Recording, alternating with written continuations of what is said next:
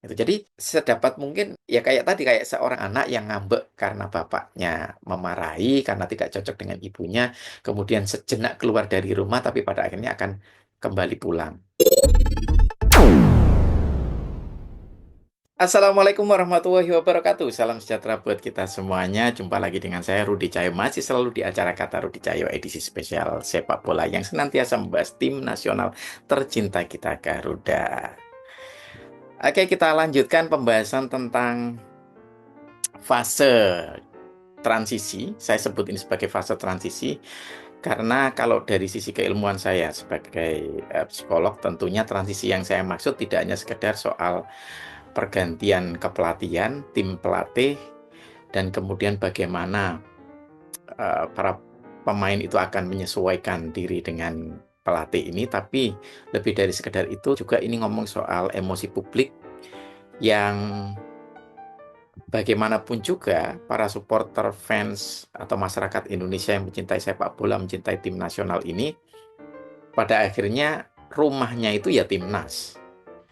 Ya, artinya sengambek-ngambeknya seorang anak, ibaratnya kalau di sebuah rumah ya, habis bertengkar sama orang tuanya, habis dimarahi ibunya, dibentak ayahnya, ya pulangnya ke rumah juga.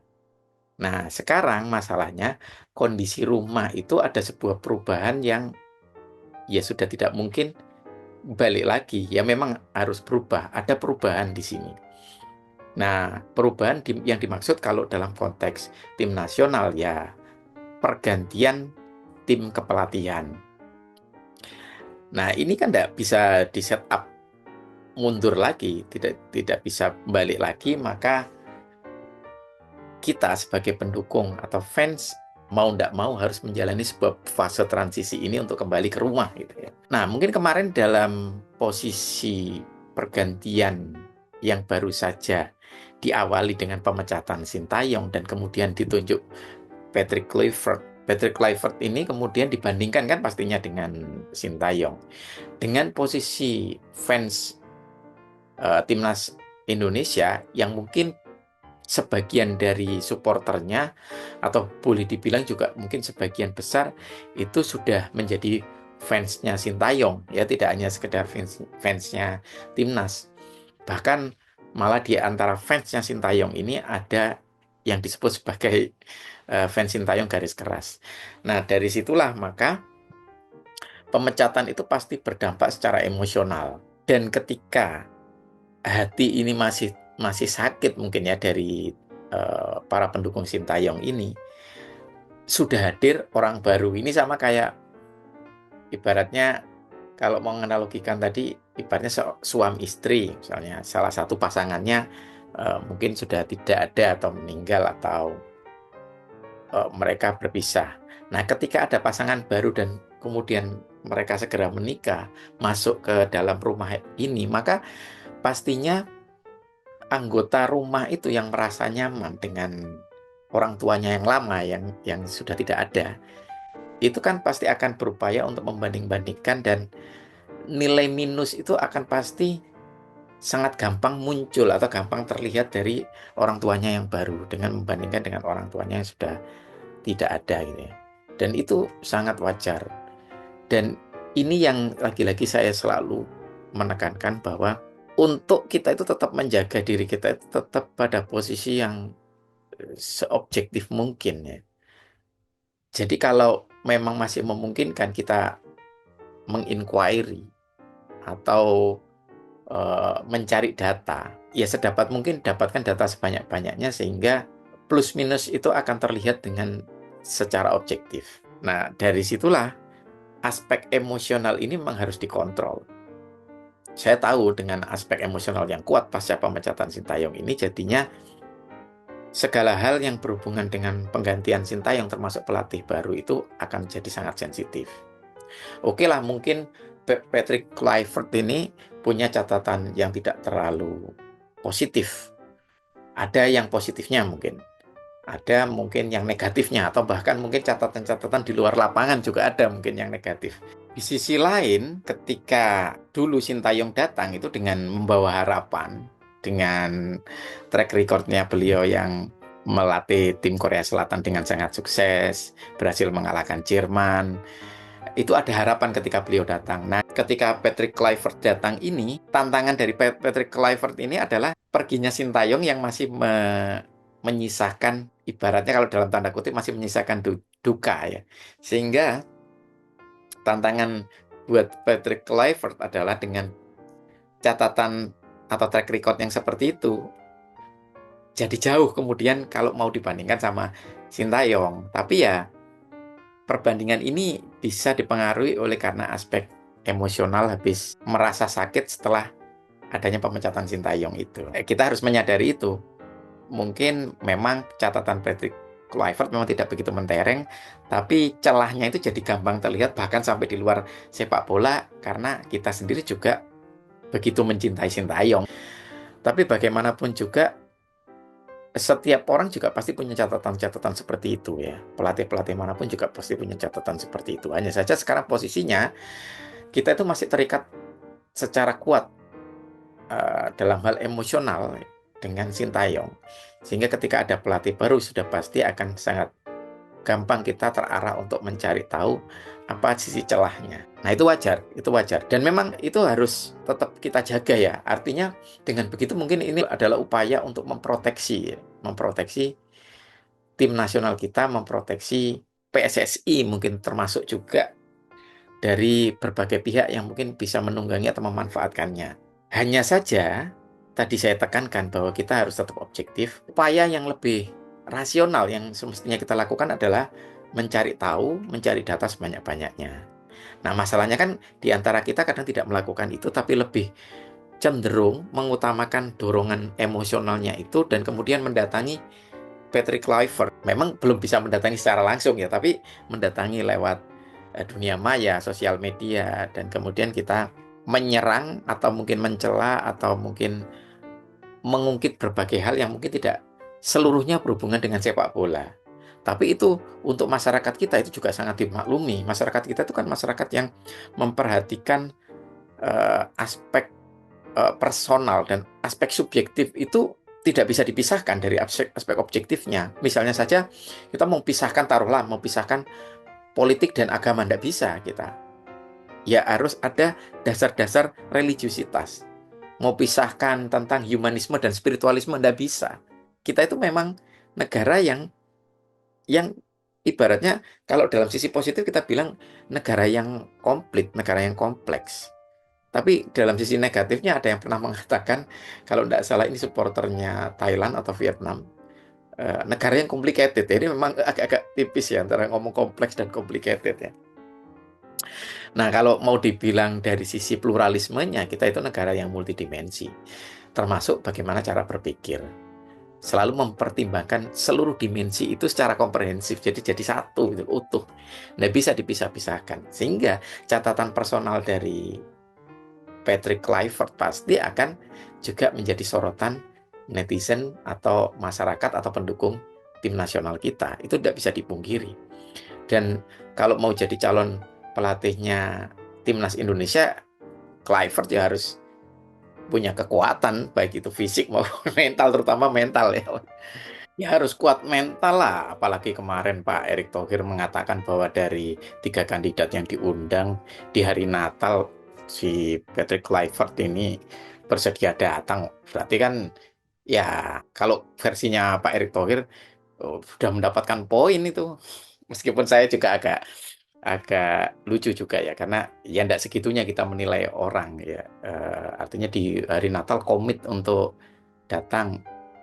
Iya, ada banyak faktor lah ya membuat orang bisa datang di hari yang mungkin barangkali saja hari yang seharusnya istimewa bersama keluarga. Ya kalau dia istimewa di keluarganya, kita tidak tahu. Jadi ada banyak hal yang seharusnya kompleks di balik kehadiran Patrick Kluivert, sementara yang dua yang lainnya tidak hadir pun itu juga ada banyak hal yang ada di baliknya ya. Tidak semudah itu kemudian mengatakan bahwa Patrick Kluivert lebih unggul dari dua yang lain. Ya nggak sesempit itu. Ya semestinya itu ya tidak menjadi pernyataan dari orang sekelas Pak Erick Thohir ya.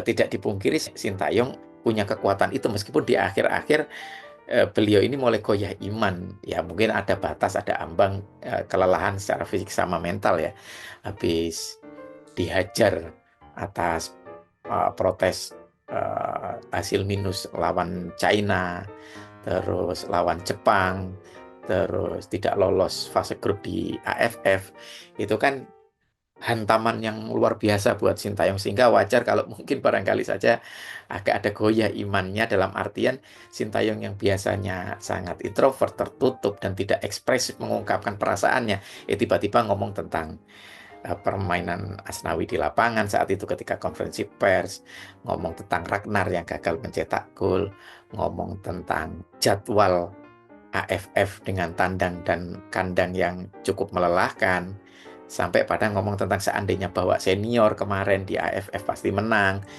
Itu hal-hal yang biasanya Sintayong itu tidak akan melakukan itu. Sehingga ketika melakukan itu ya kok tepat kemarin di depan media Pak Erick Thohir merespon itu. Dan respon Pak Erick Thohir menunjukkan bahwa sebagai seorang pemimpin ada satu sisi wilayahnya beliau itu yang terusik ya, dengan pernyataan-pernyataan Coach Sintayong ini. Dan ini ketika saya berbicara seperti ini ya saya harapkan teman-teman sekalian, sobat timnas semuanya gitu ya, itu ya tetap melihat dari sisi objektifnya. Ya itu bukan sebuah keburukan. Ya memang kesalahan mungkin barangkali yang dilakukan oleh Sintayong. Tapi bukan sebuah keburukan. Maka dari itu saya tetap konsisten dari video-video saya tetap mengatakan bahwa Sintayong ini ya orang baik. Ketika ada kesalahan-kesalahan seperti itu tadi, atau mungkin ada sisi ketertutupan, komunikasi yang sulit dengan para pemain, ketidaksetujuan pemain dengan cara-cara Sintayong, ya itu sisi humanity yang mungkin barangkali saja butuh effort memang ya untuk diubah. Mungkin berhubungan dengan karakter, berhubungan dengan personality, berhubungan juga dengan tadi ada batas-batas threshold atas hantaman kelelahan secara mental, sehingga kebiasaan Sintayong berubah. Apalagi Sintayong ini udah lama tinggal di Indonesia dan mulai ada kultur dan personality Indonesia. Jadi ya kalau kita ngomong dari sisi psikologis, ini sebuah individual differences. Ya memang kita tidak bisa berlindung di balik individual differences. Pada akhirnya ketika ini tidak bisa dikomunikasikan, tidak bisa difasilitasi, ya jalan akhir yang diambil oleh PSSI adalah mengganti pelatih. Kenapa? Karena ya tetap ada risiko. Mengganti ada risiko, tidak mengganti pun ada risiko. Karena apa? Karena waktu berjalan dan sebentar lagi kita akan menghadapi pertandingan berikutnya lawan Australia dan Bahrain. Dan kalau ini tidak segera diambil sikap dan tindakan, maka juga tetap akan berisiko. Masalah komunikasi antara pelatih dan pemain yang belum sinkron itu juga bisa beresiko buat pertandingan berikutnya. Jadi sama-sama ada risikonya. Sehingga ketika ini tidak sulit mungkin untuk dijembatani, untuk difasilitasi, komunikasi. Mungkin untuk personality atau karakteristik Sintayong yang sekarang udah bisa diubah sebenarnya. Tapi mungkin PSSI tidak punya banyak waktu yang panjang. Sedangkan untuk mengubah soal mindset, soal kultur, kalau ngomong bahasa itu wilayah permukaan ya, tapi lebih dalam lagi ngomong kultur linguis, jadi kultur bahasa, bukan soal sekedar ngomong soal bisa ngomong, bisa ngerti apa yang didengarkan, tapi menyampaikan sisi pikiran dan perasaan itu secara tepat. Ini wilayah pragmatisnya dari bahasa. Nah, wilayah pragmatik ini tidak bisa dilepaskan dari kultur, itu yang agak sulit. Nah, ketika PSSI merasa tidak punya banyak waktu untuk melakukan itu, maka hal yang dilakukan adalah memecat Sintayong. Dan mungkin tidak sama antara kepala satu orang dengan orang yang lain ya di dalam PSSI sendiri, di dalam tubuh PSSI. Ada exco yang ya memang melihat sisi celah atau kesalahan Sintayong ini sebagai sesuatu yang negatif sampai pada personalitinya gitu ya. Tapi ada juga yang masih bisa berpikir objektif. Artinya, oke, Sintayong dipecat, tapi itu tidak akan mengubah hubungan baik secara personal. Karena pemecatan ini hanya ada di wilayah profesional. Nah, itu yang bisa berpikir objektif. Artinya di exco, di tubuh PSSI sendiri, tidak semuanya bisa berpikir seperti itu. Masih ada juga yang ngomongnya masih meledak-ledak, masih menyimpan sisi efek-efek atau bekas-bekas residu konfliknya itu masih tercermin dari bagaimana dia menyampaikan secara meledak-ledak, apalagi mengatakan bahwa ini tidak pernah saya ungkap, ini sekarang saya ungkap, terpaksa saya ungkap. Ya agak simalakama sih ya. Kalau tidak diungkap nanti publik juga berprasangka gitu. Agak bingung memang.